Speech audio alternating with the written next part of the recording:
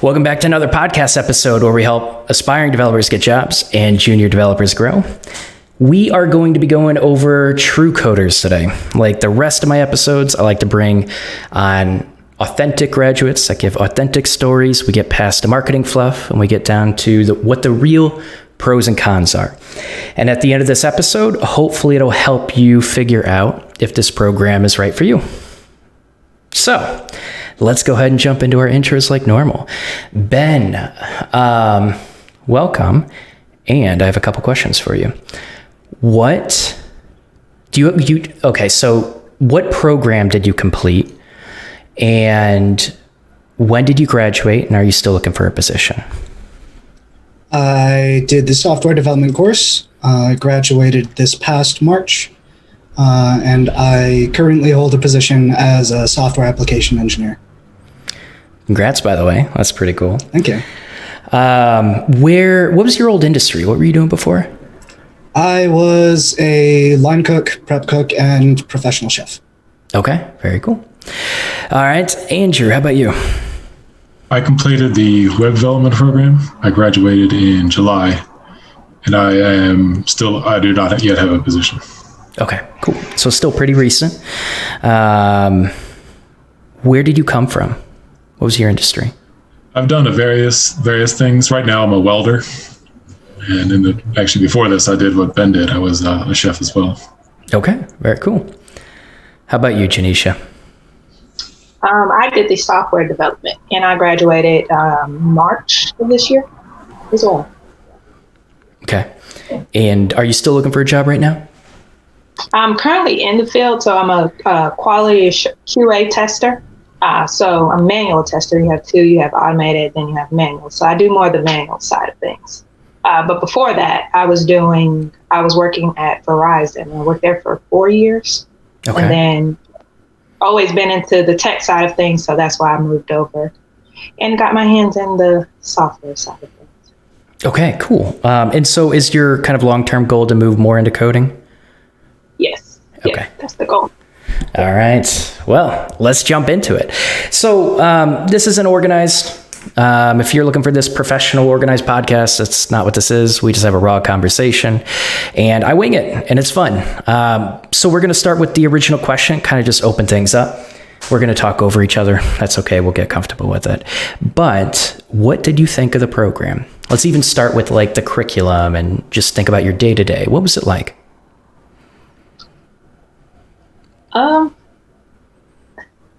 Are we going in order? We're not going in order. No. I think for me, I guess it just depends. I did the 9-week course, so it's pretty fast paced. So it was every day you're learning something new. So that was a big thing for me. It was kind of overwhelming at first. You got to kind of pace yourself and figure out like what's going on and what works for you. So I would say for me, it was a bit overwhelming at first. Once you look at the curriculum and you see all this stuff you're going to be learning in 9 weeks. Man, 9 weeks isn't that long. No, it's not long, but we go all day. Mm-hmm. So it's kind of like sitting in class all day. So. Okay. All right, cool. What about you guys? I went through the 6-month course. And I definitely was able to learn a good bit, but it definitely felt like the whole curriculum was meant for the 9-week course. And I always felt like we were getting the dregs. Our teacher changed 3 times throughout the course. And they had to like figure out where the last one left off. So that was a little bit irritating. But overall I wouldn't say it was bad or good. Okay. From my view. Well, I mean, the instructors really make or break a program. I've always said that. I truly think that, and that can be frustrating. It almost feels unprofessional which it's kind of like an instructor does have to catch up. One leaves, one gets hired again, like they got to play catch up. It's unfortunate, but it does feel unprofessional if they're like, you've paid a good chunk of money and they're just kind of catching up, and that maybe that week lags behind or something like that. Or it could also just feel out of sync. Every instructor does things a certain way. So I think that's reasonable. What about you, Andrew? I did the 6-month program as well. And I did feel like it was a lot, but I came into it with basic knowledge, basic HTML, CSS, and just the beginnings of JavaScript. So I felt pretty comfortable for about the first third of the class. Okay. First third. So what's their screening process in bringing in students? Do you feel like they have a heavy interview process with technical challenges, or? I think all I got was a few questions from the person. I think it's more of like, why do you want to join, or like, what is your background, of course? Like, what do you do now? Like, why do you want to join TrueCoders? Is that what you got, Andrew? Yeah. I just got a few questions from the salesman. There wasn't any coding or challenges or anything really. Yeah, same from I agree. There were a lot of people that had essentially starting from square one on the first class. Do you feel like they had a pretty rough time? I think they did struggle for a while to keep up, and well, really for the whole class, a lot of them did, but just starting from absolute zero, you know? Yeah. Well, and I think that's an important aspect of coding boot camps. It's like you can make programs accessible for everyone, but you can also create pre-work, right? Free pre-work to like, this is what you should study before you actually go into our program, right? And so a coding boot camp that has a good plan can now, gatekeep the students they come in to make sure that they're capable of being successful in the program because they're up to skill. Everyone's the same skill level at least, right? So I really wish they would did have a pre-coding before. I was going to say they did give us a pre-work package. Yeah. But and most of the people in my class didn't actually do it before the class started. Yeah, that's the problem. So that's not really on them. It's on the students. So I would disagree. I think it's on the coding boot camp, right? Because what happens? Here's why, though. Like the students that are coming in that are struggling, you guys correct me if I'm wrong. If the students that are coming in that are struggling, it's possible for them to hold back the rest of the class because the instructor has to spend extra time to catch them up. Either that or the instructor just doesn't care and lets them fall behind. And then it's just like a horrible graduation rate. So do you feel like a tougher screening and making sure they did complete that program would help the class go a little bit more smoothly with everybody on sync? I would say for me, as far as like holding the class, it was structured to where they set you up for success. So like they did have they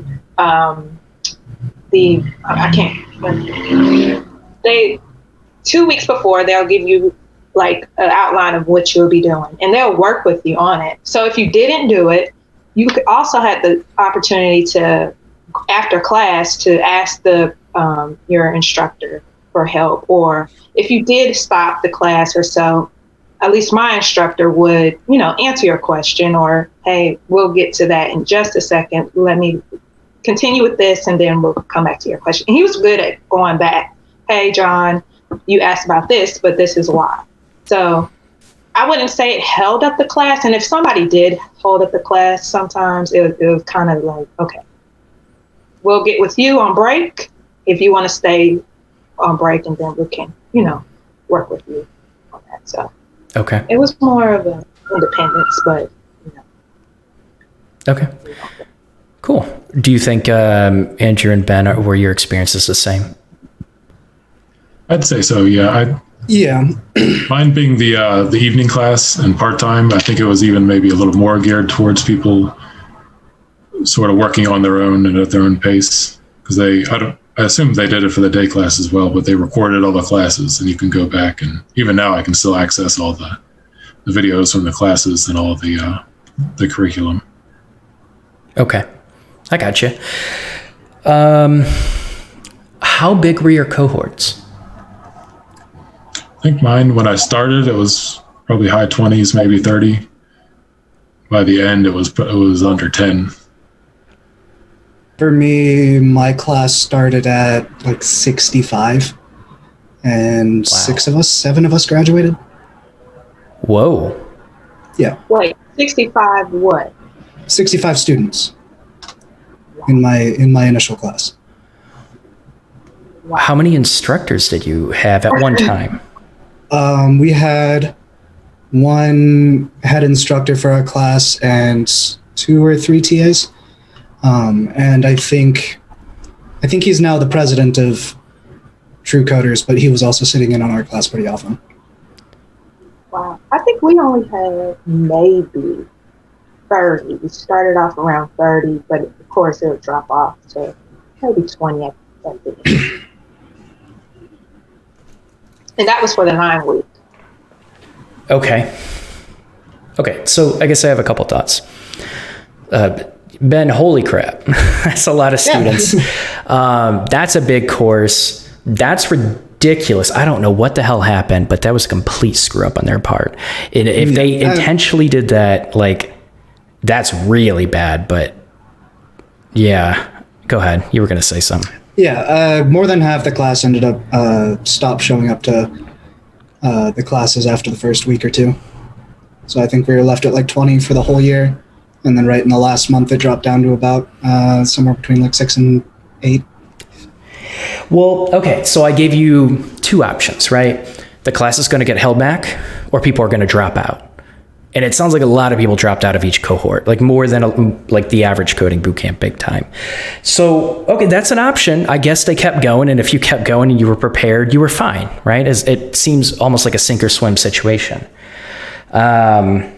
So, man, yeah, like 30 was high. To hear like 65, that's ridiculous. I don't know. So you mentioned that the current head instructor has become the president? No, he was, I don't remember his position at the time. I know he was more on like the director side and admin than he was a teacher. We had our head instructor for the class, and then we had a bunch of TAs, and then he would just come in and say hi every now and then, make sure things were going well. Okay. Well, he sounds friendly. He definitely sounds friendly, but yeah, that feels like a prioritization of profit over quality of education, and like making sure everyone had the support they needed. Okay, well, I'm glad you shared that. I guess I want to hear about the instructors, right? It sounds like, did everyone have one instructor for their class? One, yeah. I had one instructor and one TA. Oh, okay. Only one TA. Well, how were your instructors? What do you think of them? Well, my first instructor, because they switched it up on us a bunch of times, I felt that he was pretty competent and was good at explaining and kind of getting the class to get on the same track. But halfway through, he got a job somewhere else and moved on. So we had 2 or 3 TAs kind of juggling that spot because they were the ones, in the class with us.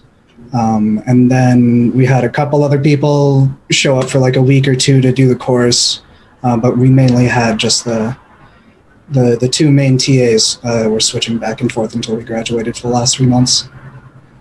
And that was shaky because neither of them had actually had a job as an instructor. They kind of graduated from TrueCoders, worked somewhere else for a year, then got a job as a TA at TrueCoders.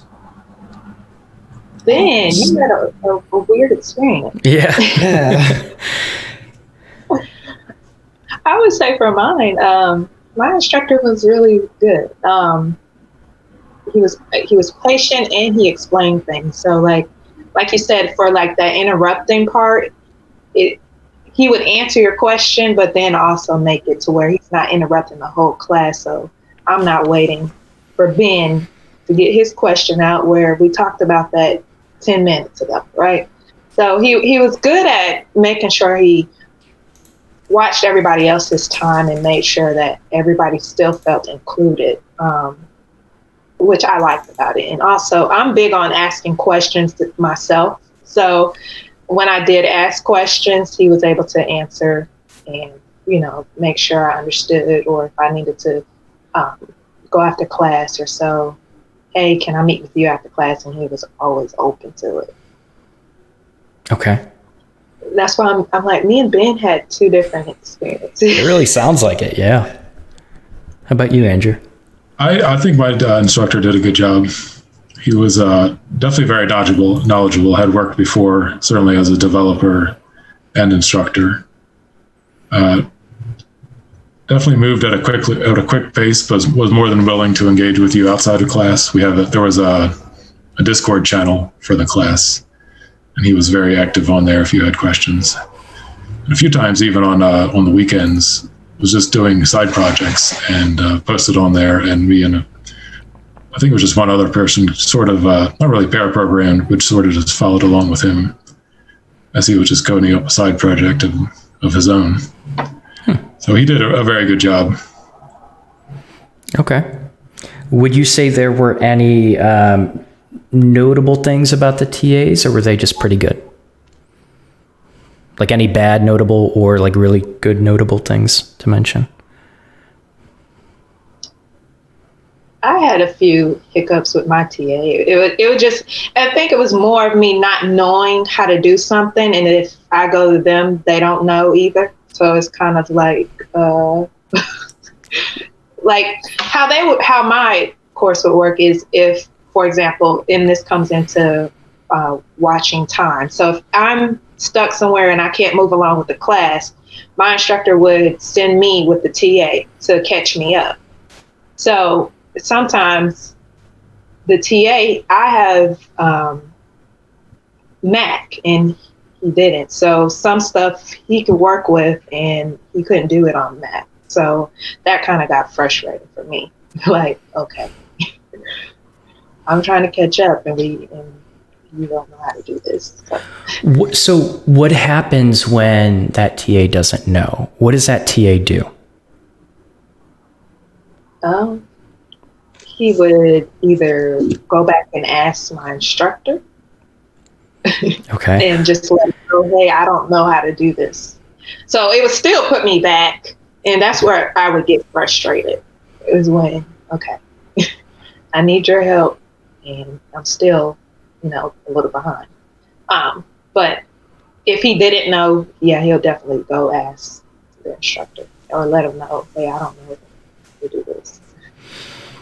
Okay. Well, at least he just didn't say, I can't help you. That would be really or bad. Just go around. Sometimes I did feel like he was kind of like going around in circles until, he didn't say it directly, like, I don't know. Okay. All right. How about you guys? Have any TAs? Just the one instructor. My experience with TAs, I didn't have a lot of experience with them just because I self-taught myself JavaScript and HTML, CSS beforehand. Mostly wanted to go to the course for the job placement talks because I'm pretty good at self-study.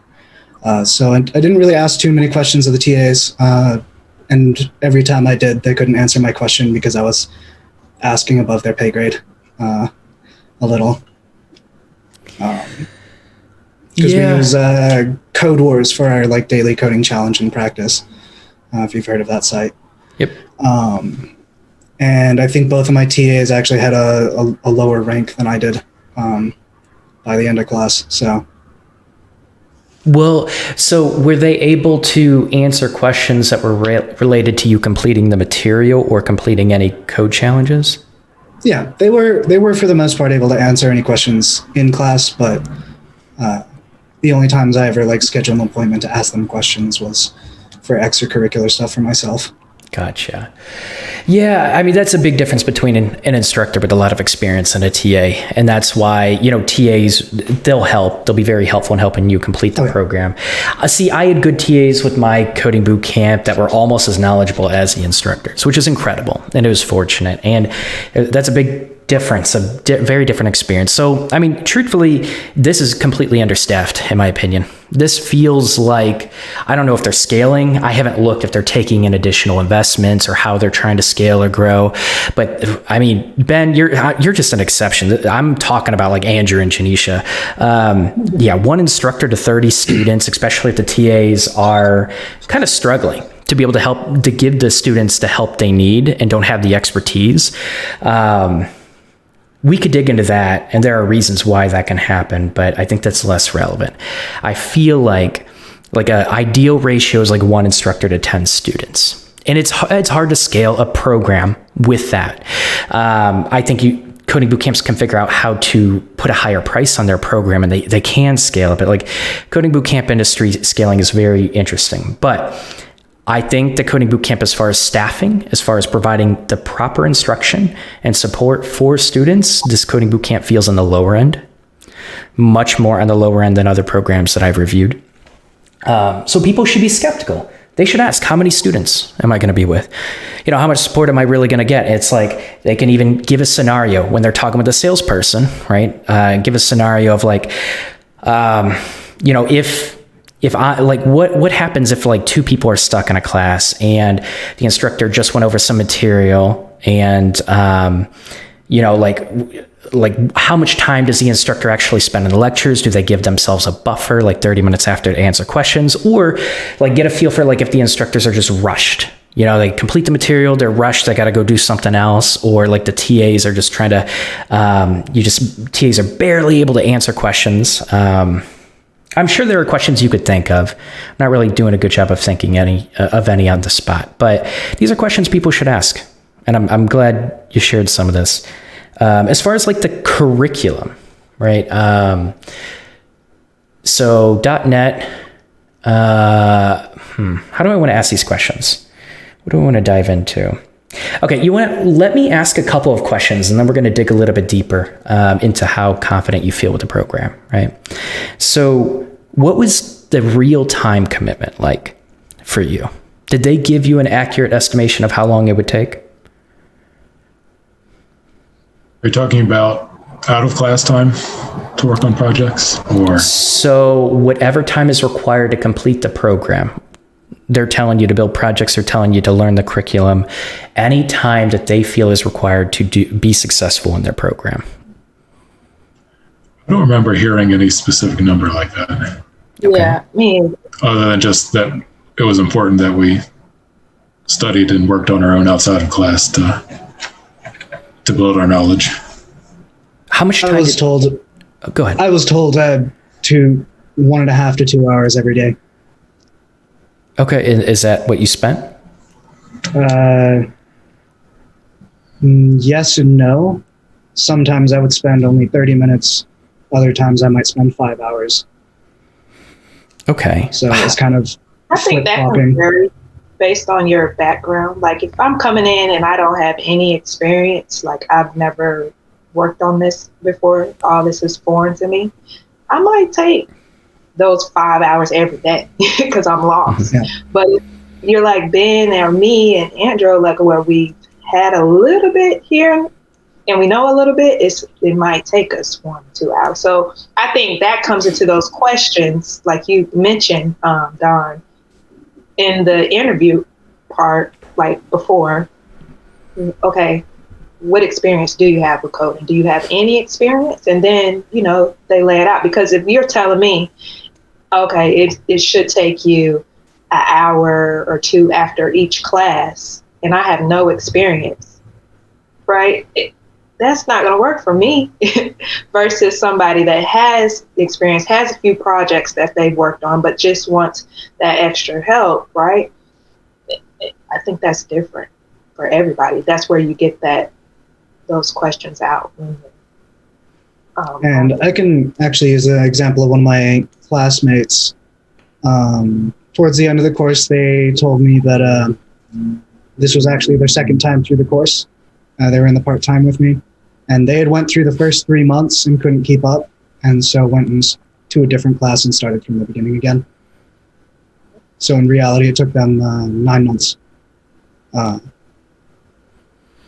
Okay. And I think they can set the expectations better. That I do think at the beginning. It shouldn't be the same for everybody. That's where you find out backgrounds. Yeah. It's tough to do it when you don't screen students. It is. I mean, and this could make it easier on them. It really could, to be able to screen students a little bit more.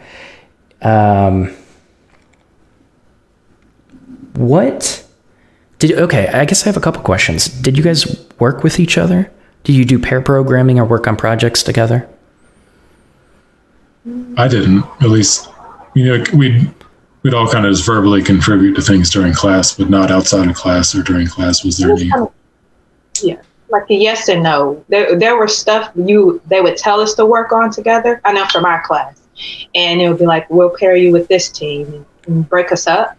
But it got to the point where nobody really knew what was going on. So it was like, do you know where to start? Do you know where to start? And nobody would.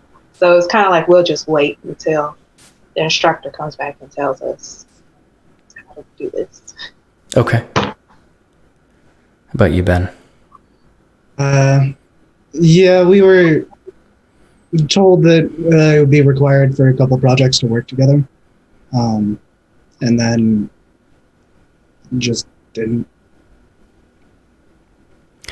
And yeah, like they give us all the same like project to work on or a template to work from to kind of practice and say to work on it together.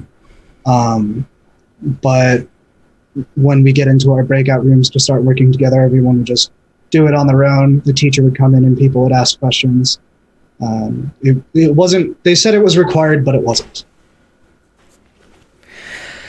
Okay. It sounds like they didn't stay on top of making sure that people were working together and making sure, like, really, not soliciting. What's the word I'm thinking of? I don't know. It sounds like they really didn't prioritize that. Maybe they didn't see value in it. They're like, you can do it, you should do it, but we're not going to check on you. You do what you want. That's what it feels like, as long as you get the project done. So it sounds like they didn't value, didn't truly value group work. And that there are parts in your journey where I think it can be very beneficial and where it can also hinder you as well. Like pair programming can be very beneficial, and it can also, sometimes people have a tendency to, like, one person will dominate it. They'll drive entirely, and the other person kind of just leans back, and the other person takes control. And you have to, like, work through that dynamic, right? You have to learn to work through, because, in full-time software engineering roles, you're going to be working with senior engineers. They're going to show you how to do stuff, or, like, you get some more experience and you might show a junior engineer how to do things. And, you don't want to drive the whole time. You want to do the minimum possible to, like, empower them to be able to solve the problem. And you have to learn how to do that. How do you do that when you don't have, like, pair programming experience? It just might be a little bit more difficult. So I guess what I'm trying to say is pair programming can be very beneficial. I wish that they, like, kind of stayed on students to do it a little bit more. But I think, like, the real question is group projects. You mentioned that there were group projects, and I'm thinking, like, portfolio projects, right? Yeah. So were there group projects where you did work in a group to build those projects? Did not have any of this, no. The final for my class had a couple we were told to work in groups, but there was only one group of people that did work in a group. Okay. So one trio.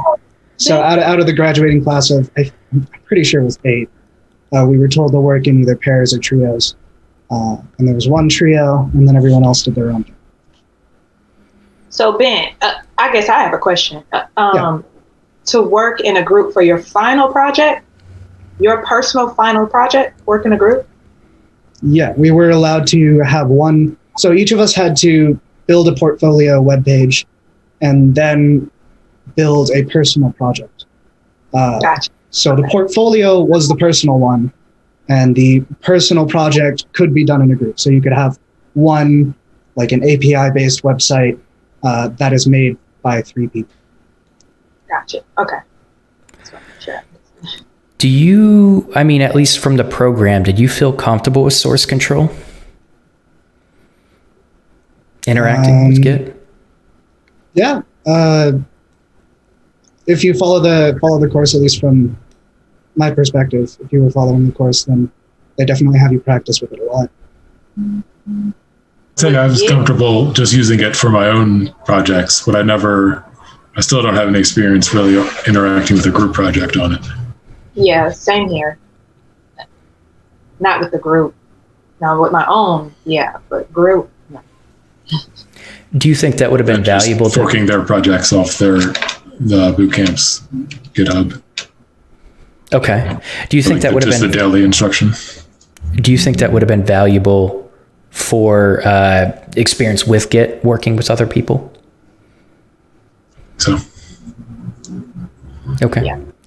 Certainly seems like in the professional world, it's an everyday occurrence, something you need to know. I would agree. Okay, so I guess I'm just solidifying some thoughts. A lot of people will go to a coding boot camp. Doesn't mean people choose this program for this, but most people that I talk to really love the idea of working with other developers and building a complex project and figuring out how to work with other developers, right? A lot of self-taught developers, when you're starting out, you're working alone, you're building stuff on your own. And that can be fun. But I think a lot of self-taught developers get pretty lonely. And they want the experience of kind of just seeing what other developers are doing. Look at their code. Review my code. I want feedback. I'd love to see how your implementation goes and everything. And I'd love to review it. And I think a lot of developers really value those group projects. That's why they join coding boot camps. It's one of the reasons. And I mean, like, even just like, I'll share, with my group, with my last Full Stack Academy group, I thought like they were going to be the perfect group mates to work with. But there's one person, it was just a personality clash. And I had to figure out how to like work with them and finally get this project out. And it was really interesting. It was challenging. But that's what you're going to experience with teams, right? Sometimes personalities clash. You got to figure out like how to like come together on that objective and not step on each other's toes and separate features. And like, in the beginning of the day, just say, I'm going to work on this, you work on this, you work on this, be able to separate that out and just keep delivering features to build a product. I mean, that's what you do as a software engineer. And so I think that's really valuable experience with a coding bootcamp. I wish they did that, honestly. I'm not really a big fan on group projects, honestly. You're not? Not when I'm learning, I would say, especially like with our class, everybody's learning at the same time. So it's kind of like, okay, we need somebody that knows what they're doing here. Because like I said, we did do group projects, but it was where everybody was lost. So how do we start if everybody's kind of lost and doesn't know where to start? So I do like group projects, I'll say that. But when everybody's new and fresh and, just learning something, it's kind of hard, honestly, in my experience. That's fair. I've reviewed a coding bootcamp where people were so sick of their group members not putting in the same amount of effort throughout the entire program. They're just like, let me do it. Let me take over. And the group project, they just wanted nothing to do with it. They felt like it was holding them back. Okay. How confident do you feel like you were? How well prepared do you feel like you were for an actual developer position when you graduated? Well, I'm not a developer, so I feel pretty confident. Wait, what? Say that again? I'm not a developer. I don't actually write code on the day-to-day. Oh, wait. Remind me again what your current position is. Software application engineer. Oh. So I'm applying code written by the developers to hardware. I work for a company called Every. We do casino machines and like loyalty kiosks and such. I work in the kiosk division. So I do server maintenance, I do bug fixes, live bug fixes, and like hardware application, as well as release planning for new versions and upgrades. Were you originally trying to aim for a coding position? I wasn't sure entirely. I was kind of aiming for anything in the field, with the hope that it would be something hardware related. Because my dad is IT for the government. So I grew up around computers kind of like my whole life.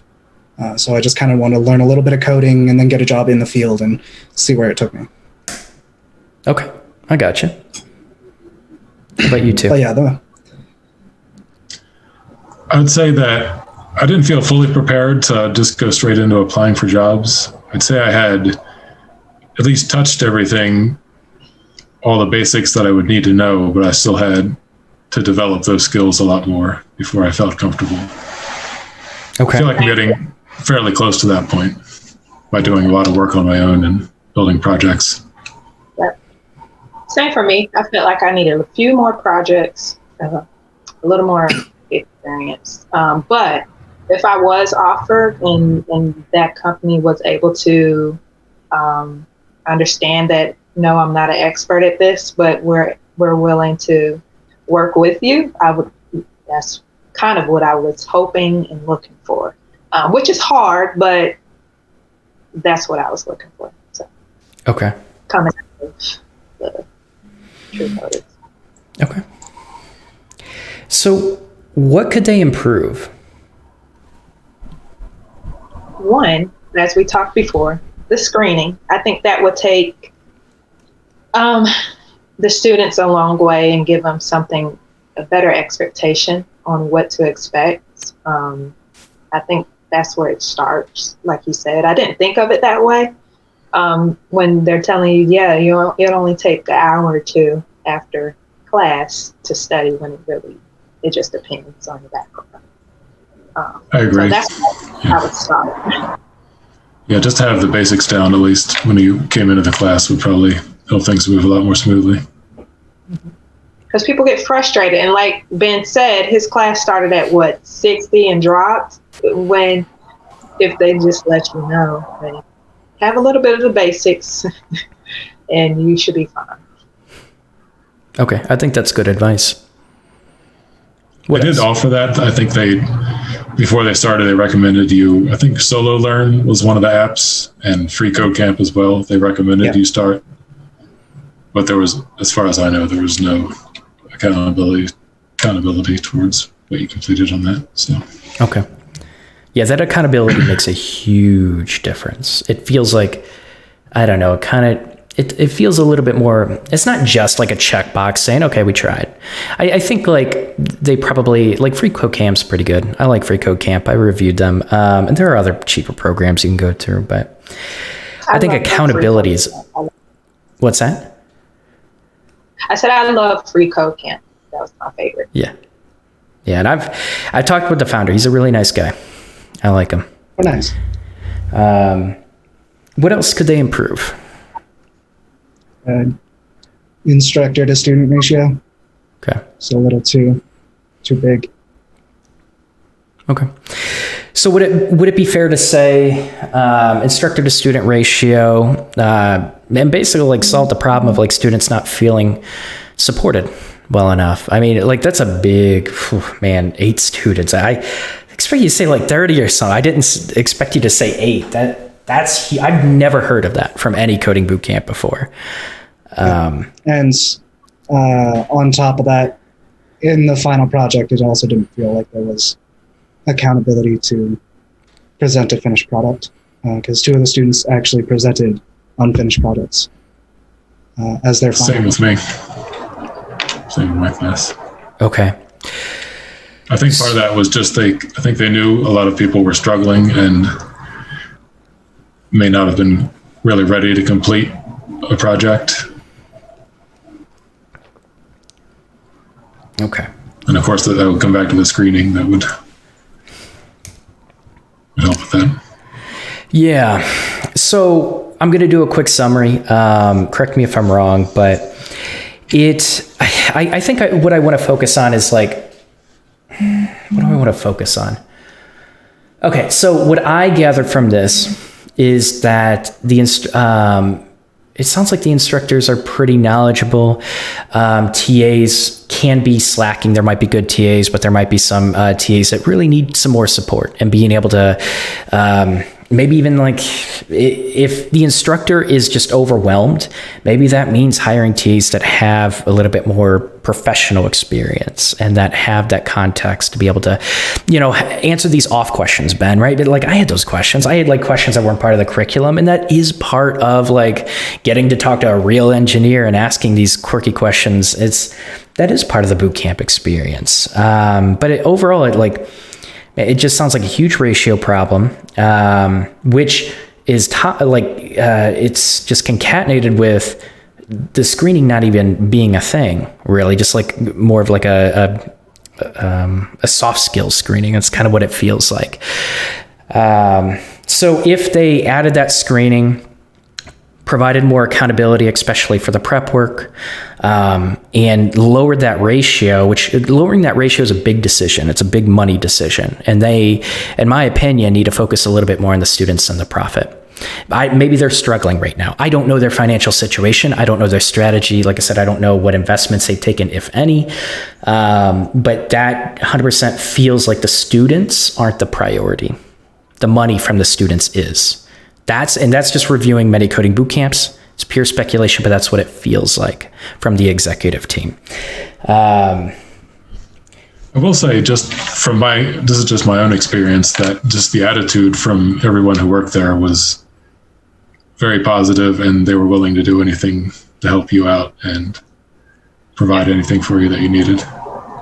Well, that's good. It does sound like I had a different experience than, especially from Ben. But I would piggyback off of Andrew as well. I wouldn't say it was a bad experience. And you talk about the ratio to instructor. Yeah, if you look at it that way, like for example, mine was 30-1. So it's really, it depends on that person too, because I'm a person, I don't mind asking questions if I don't understand something. If I don't understand something, I'm like, hey, well, why is this? Or I'm not afraid to ask. So it really depends. And again, I think it comes back into that screening where you just have to let them know, hey, it's going to be 30 people in this class. You can ask questions. We have this afterwards. And it just really depends on the student, I think. For me, 30 wouldn't have scared me. Because I'm a person, if I have a question, I'll ask. And if, you can't answer it, I'm willing to, wait after class or break or anything like that. So it really just depends on that person. And like Andrew said, the instructors are patient and they very knowledgeable. So those are all good things to me. The 30-1 didn't. It wouldn't have stopped me from, joining. But you were also one of the more successful ones, right? Think about all the people that struggled and dropped out, right? And those people didn't get the support they needed. There might be individual situations where like they really weren't ready for the program. They really weren't committed to it. And that's where the screening can help. Screening, yeah. Yep. It really can. Yeah. So but the fact that there is no screening, what I like to look at is, for example, I had a director at Full Stack Academy, and she's really nice woman. And she cared about all the students. She cared about the instructors. And then, there was some conflicts with the instructors and her, and she eventually quit. Not necessarily because of that, but she was really nice about it. And then I noticed the cohorts started increasing in size, and a director switched, and he's a really nice guy. I know him. He's a personal friend of mine, but also then more students started coming into that curriculum, and more and more and more. Just because he's nice, just because he steps out and sees that people are all right, does not mean that he's making executive decisions on the business that has the student's best interest in mind. You can be nice, you can appear nice, and try to look supportive, and you might even think you're supportive, but your business decisions and how you manage that campus can also tell a lot about you and tell a lot about your motivations as well. And so this is me being skeptical, just reviewing tons of programs. It doesn't mean you guys didn't feel supported or you didn't feel welcome, but I also like to speak for the students that didn't get the support they needed. You know, the 50-something that dropped out, right?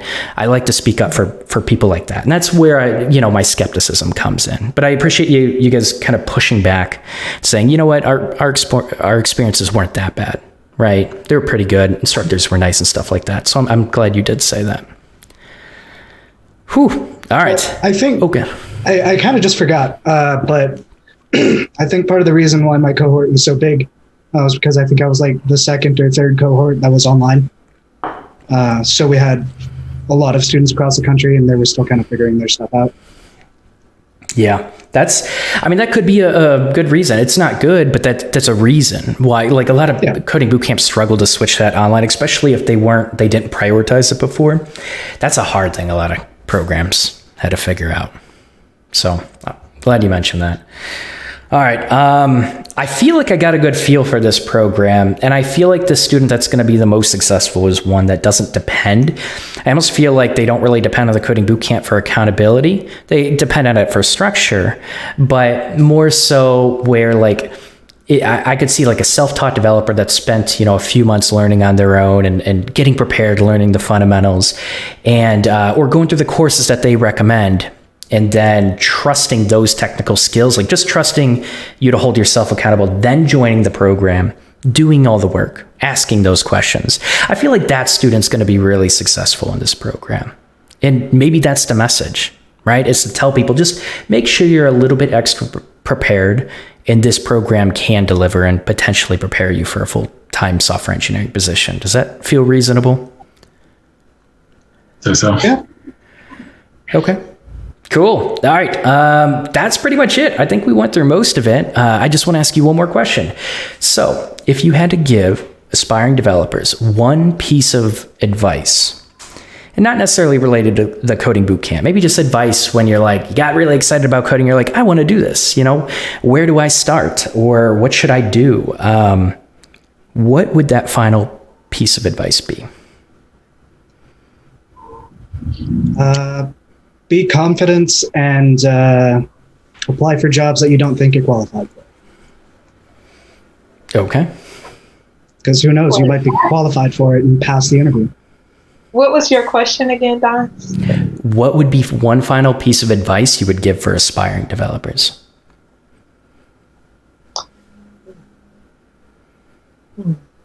I would say that, like Ben said, just don't give up, keep going. Keep working, don't stop. I found myself kind of, slowing down and, not working as hard as I was at first. But just keep going and keep working. Because coding is always changing. That's the thing I like about it. It's always something new. There is.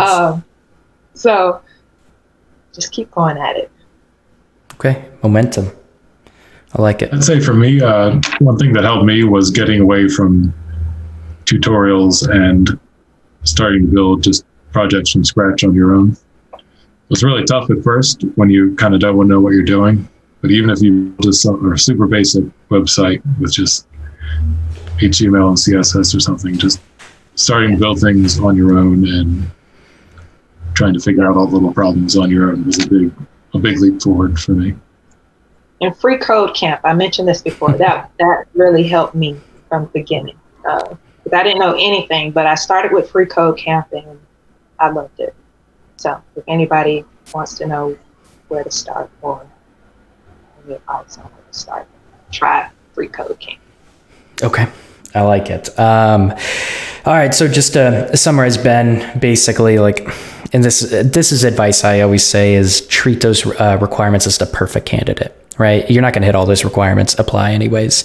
Now, there are positions like senior positions when you're just graduating coding bootcamp, you're probably wasting your time and their time. But there are positions that we're like, you're not going to, I don't think I've met all the requirements for any position I've applied for, and gotten. So, and then momentum, really important, especially when you graduate too. You don't just lose momentum in the program. Sometimes you lose it afterwards. That's where so many people drop off. They're like, so exhausted. I learned so much. I just want to be done. I'm going to take a week break. A week break isn't going to be much. And then they all of a sudden have a hard time getting back that momentum, right? And then, and your project work. Don't get stuck in tutorial hell. Work on your projects. It'll reinforce what you're learning. I love it. All right, that's it. So let's go ahead and do our outros. If people want to reach out to you, where could they reach you? We'll start with you, Ben. Well, you can reach me on LinkedIn. Always down to grow my network a little more. It's just Ben Sands. I have a YouTube channel that doesn't have much yet, but I plan on uploading my silly projects that I do at home eventually. So you can find that as Ben is Pi. That's P-A-I. One word. So okay. I'll be there. Cool. Thank you. How about you, Andrew? LinkedIn is fine. Or email. My email is on my LinkedIn. So just Andrew Townsley on LinkedIn is fine. Okay. How about you, Janisha? And I'm the same. You can reach me on LinkedIn under Janisha Marcus. So, yep. All right, cool. Well, yeah, hopefully you liked it. If you're considering this program, I'd be curious. Feel free to leave it in the comments below if you're on YouTube, but let me know why. Let me know if you still have questions, like what questions you feel like could be. See, this is what I love, like hard questions you feel like would be good for advisors or salespeople of the coding bootcamp. What should students know before they sign up for this program? But yeah, if you have any questions or opinions about what we talked about, let me know in the comments below. But Ben, Andrew, Janisha, thanks so much for coming on. Well, thank you, Don. It's a pleasure.